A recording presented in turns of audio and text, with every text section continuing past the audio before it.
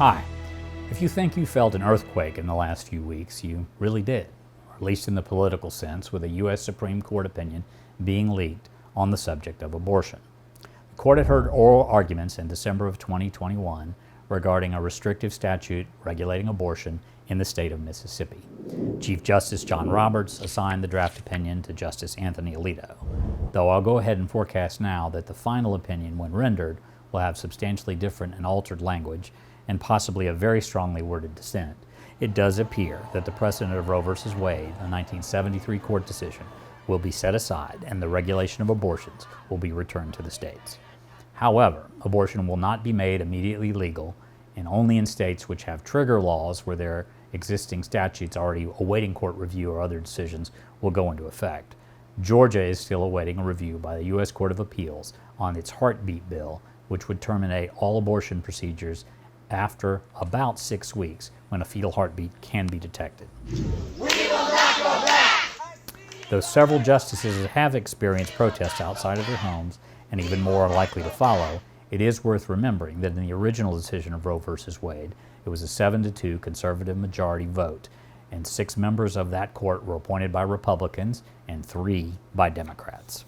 In the original case, the court decided, largely based on a right to privacy, that a woman had a right to control her own body and reproductive rights within the first 2 trimesters of a pregnancy.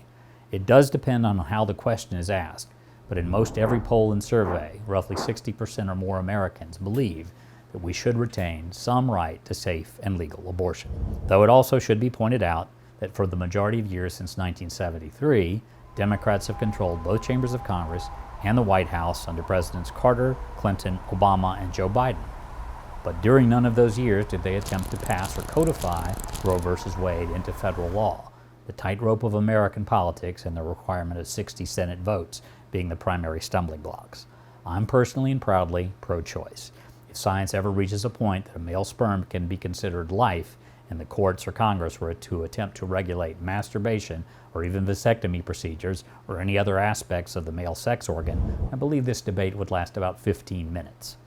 I'm not belittling the loss of innocent lives that come from abortion, but I'm also aware of the millions of children who live and suffer abuse, poverty, neglect, or even drug abuse coming directly from their parents. If we believe so strongly that every life matters, how many of you are willing to adopt or foster these unwanted children? This decision is seismic, and it will replace voter suppression as the rallying cry for all Democratic candidates for most every office in the 2022 and 2024 election cycles.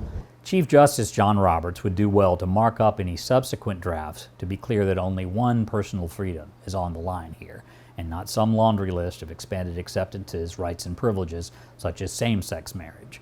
The final wording of the decision and even its author may change, but the net effect is likely to be a shift of this regulatory burden of abortion back to the states. This will tip the scales back in favor of Democratic candidates in races in an election cycle where the GOP was generally beginning to pull away. Let's all try and stay calm, to vote our consciences, and to remember this too, America will survive. With one opinion, I'm Bill Crane.